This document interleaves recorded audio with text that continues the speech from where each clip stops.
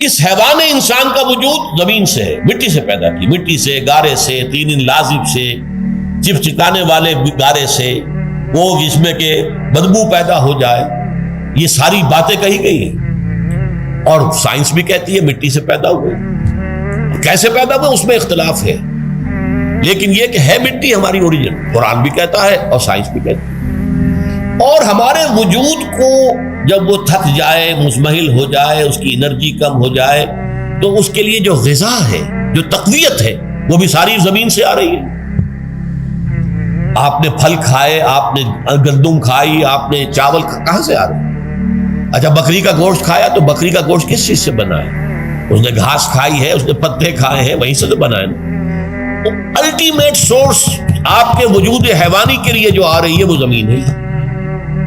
وجود روحانی کو بھی تقویت کی ضرورت ہے، وہ بھی مزمحل ہوتی ہے، کمزور ہو جاتی ہے، خاص طور پر جبکہ وجود حیوانی کا اس پر غلبہ ہو جائے، تب تو یوں سمجھیے کہ وہ بالکل بے ہوش ہو کر موت کے قریب پہنچ جاتی ہے۔ اس کی تقویت، اس کی غذا وہیں سے آئی ہے جہاں سے روح آئی ہے، وہ کلام ربانی ہے، روح ربانی، نفخت فیہ من روحی من روحی من روحی، میں پھونک دوں اس میں اپنی روح میں سے۔ روح کا تعلق ذات باری تعالیٰ کے ساتھ ہے۔ اسی طرح کلام ربانی کہاں سے آیا ہے؟ اللہ تعالیٰ کے پاس سے، یہ اس کی تقویت کا ذریعہ ہے۔ اب عام حالات میں کیا ہوتا ہے؟ ہمارا یہ وجود حیوانی چھایا ہوا ہے ہمارے وجود کے اوپر، بیچاری روح جو ہے دبی رہتی ہے، پسی رہتی ہے۔ اگر خدا نے خواستہ ہم گناہ گار بھی ہیں، گناہ پر گناہ کا ارتکاب کر رہے ہیں، تو وہ روح جو ہے وہ قلب کے آئینے شیشے کے اندر ہے۔ فیہا مصباح، المصباح فی زجاجہ، الزجاجہ تو کانہا کوکب دری، قلب جو ہے شیشے کے مانند ہے جس کے اندر روح کا چراغ جل رہا ہے۔ اب اگر یہ اوپر جو شیشہ ہے اس پر دھواں آ گیا، لالٹین کی چمنی پر دھواں آ گیا، تو روشنی باہر تو نہیں آئے گی۔ اگر انسان گناہ کرتا ہے تو قلب پر رین، زنگ آ جاتا ہے، یا حضور نے فرمایا ایک داغ لگ جاتا ہے، اور گناہ کرتا ہے اور داغ لگتا ہے، اور گناہ کرتا ہے اور داغ، یہاں تک کہ بالآخر پورا قلب سیاہ ہو جاتا ہے۔ اب وہ روح اندر بند ہو گئی، وہ دفن ہو گئی۔ اس کے لیے اب ضروری ہے کہ اب ایک پروگرام ایسا دیا جائے جو ریورس ہو جائے۔ دن میں روزہ رکھواؤ تاکہ وہ جو اینیمل انسٹنکٹس ہے وہ دبے، تو جب یہ وزن جو ہے اس کے اوپر کم ہوگا تو کچھ سائی آف ریلیف سے ملے گا۔ جیسے بے ہوش آدمی پڑا ہے، اسے کوئی ہلکا سا ہوش آ رہا ہے، آپ نے پانی کے کچھ چھینٹے لیے، اس کے بعد آپ نے رات کو کھڑے ہو کر قرآن کے انوار کو اتارا، بارش برس رہی ہے روح انسانی کے اوپر، قلب روحانی، قلب انسانی کے اوپر، جس میں کہ وہ روح جو ہے وہ دفن، وہ زندہ ہوگی اثر نو، ہوش میں آئے گی، اور ہوش میں آئے گی تو دو کام ہوں گے۔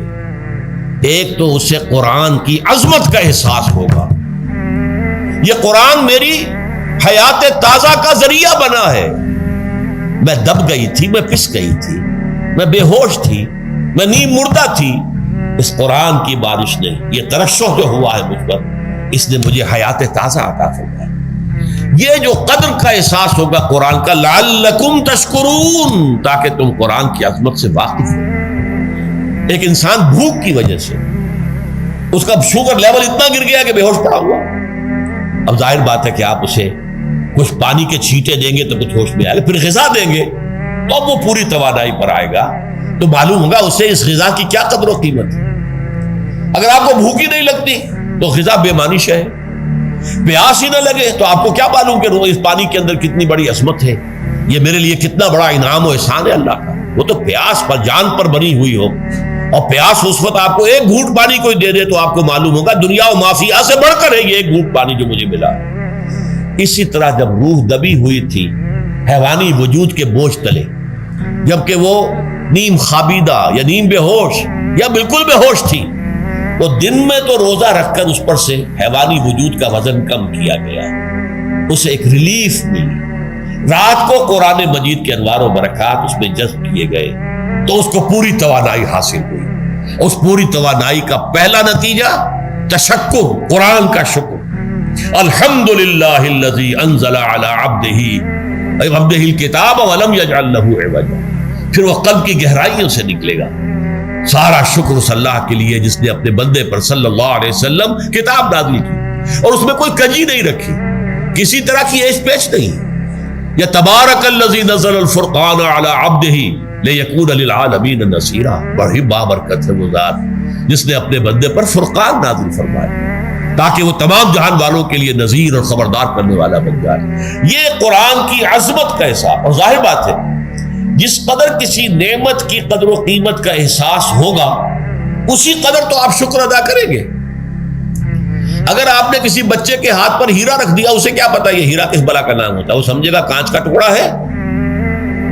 لیکن اگر کوئی واقعتاً کوئی جوہر شناس ہو، جوہری ہو، اس کو آپ ہیرا دیں گے تو اسے معلوم ہے کہ مجھے کیا چیز دی گئی ہے۔ اس کے اندر جو شکر پیدا ہوگا وہ اس بچے کے اندر تو نہیں پیدا ہو سکتا جسے معلوم ہی نہیں۔ تو قرآن مجید کی اصل عظمت سے انسان واقف کب ہوگا؟ جبکہ اس کے ذریعے سے اس کی روح کو ایک حیات تازہ مل جائے اور اس طرح وہ پروگرام ریورس ہو جائے جو عام طور پر چل رہا تھا۔ ساری توجہ اپنے جسم پر، اس کے تقاضوں پر۔ جسم میں تھوڑی سی پھنسی نکل آئی ہے، بھاگ رہے، دوڑ رہے اس کے علاج کے لیے۔ کوئی اور مرض لاحق ہو گیا، بھاگ رہے، دوڑ رہے اس کے علاج کے لیے، بڑی بڑی فیسیں بھی دے رہے۔ ساری جسم کی پرواہ ہے۔ روزانہ نہا رہے ہیں اور اچھے سے اچھا صابن لا کر نہا رہے ہیں، وہ جسم کی پرواہ ہے نا، اس کی دیکھ بھال ہے، روح کی طرف توجہ ہی نہیں۔ یہ ہے وہ بات جو کہی گئی ہے سورہ حشر میں، اور جس سے علامہ اقبال نے پھر اپنے فلسفہ خودی کی اساس اور سورس قرار دیا۔ وَلَا تَكُونُوا كَالَّذِينَ نَسُوا اللَّهَ فَأَنسَاهُمْ أَنفُسَهُمْ أُولَٰئِكَ هُمُ الْفَاسِقُونَ۔ دیکھو اے مسلمانوں، ان لوگوں کے مانند نہ ہو جانا جنہوں نے اللہ کو بھلا دیا تو اللہ نے انہیں اپنے آپ سے غافل کر دیا، اور یہی لوگ فاسق و فاجر ہیں۔ یہ سوال پیدا ہوتا ہے کہ انسان اپنے آپ سے کہاں غافل ہوتا ہے؟ کہاں اپنے وجود حیوانی سے غافل ہوتا ہے؟ کیا بھوک لگتی ہے تو وہ ادھر ادھر منہ نہیں مارتا، غذا کو حاصل کرنے کے لیے کوشش نہیں کرتا؟ پیاس لگتی ہے تو کیا پانی یا کوئی اور مشروب تلاش نہیں کرتا؟ کوئی بیماری لاحق ہوتی ہے تو کیا اس کے علاج کی طرف توجہ نہیں کرتا؟ اسے آرام کی حاجت ہوتی ہے تو آرام نہیں لیتا؟ اپنے اس وجود سے تو غافل نہیں۔ کون سے وجود سے غافل ہوا ہے؟ وہ روحانی وجود سے غافل ہے۔ بھول گیا کہ میرے اندر روحانی وجود بھی ہے اور اس کا تعلق ذات باری تعالیٰ کے ساتھ۔ اس نے سمجھا کہ میں بس حیوان ہوں، نرا حیوان ہوں، اپنے اس وجود کی اصل حقیقت ہی سے بے خبر، غافل۔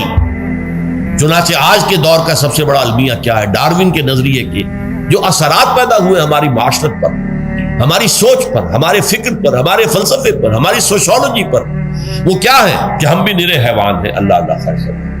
یہ سب سے بڑی محرومی ہے اس دور کی کہ انسان اپنے اصل شرف سے خود ہی مستعفی ہو گیا۔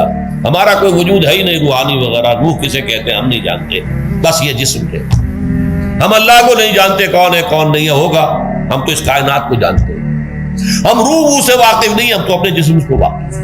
آخرت سے ہمیں کچھ پتا نہیں، شاید ہو شاید نہ ہو، کچھ پتا نہیں، لیکن یہ زندگی تو ہے، اسے ہم جانتے ہیں۔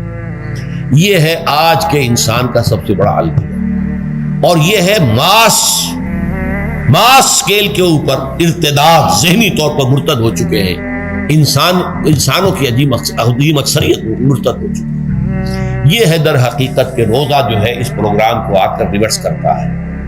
دن میں کھانے پینے، جنسی تقاضے پر پابندی، وہ وجود حیوانی کا وزن کچھ کم، روح جو دبی ہوئی تھی یا سسک رہی تھی یا بے ہوش تھی یا نیند مردہ تھی، اسے کچھ ریلیف ملا۔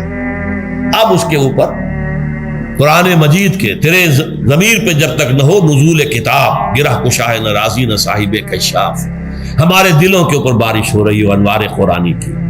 وہ ظاہر بات ہے کہ بغیر سمجھے تو نہیں ہوگی بارش، وہ تو آپ کوئی سمجھ رہے ہوں گے تو بارش ہوگی، ورنہ تو یہ ہے کہ ٹھیک ہے میں پہلے بھی عرض کر چکا ہوں آپ کو ثواب تو ملے گا، لیکن یہ ہے کہ وہ اصل مقصد قرآن کی عظمت کا قلب کی گہرائیوں سے اعتراف جو ہے اور اس پر اللہ کا شکر تو ادا ہوگا، لعلکم تشکرون، جبکہ قرآن مجید جو ہے آپ کے قلب کے اوپر نازل، اس کا مفہوم نازل